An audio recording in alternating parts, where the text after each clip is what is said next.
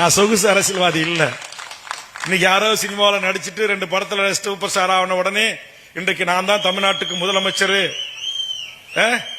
2 gram பரிசு கொடுத்த உடனே நம்ம முட்டா போய் நான் நடிகனை குறை சொல்ல மாட்டேன்.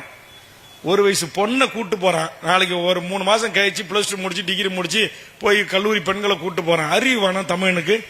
அவன் பெத்து வளர்த்து ஒரு ஆளாக்கிய பெண்ணு, நாளைக்கு மாற்றான் மனைவியாக வாழ வேண்டிய ஒரு பெண்ணு, அப்பா இருக்கலாம் ஆத்தா இருக்கலாம் ஆயிரக்கணக்கான ஊடக பத்திரிகை இருக்கலாம் ஒரு சினிமா கூத்தாடி பையனை கட்டி பிடிச்சி கொடுக்கறது அனுமதிக்கிற எந்த நடிகனுக்கு செய்யறது? இது என்ன ஈன பிறவி?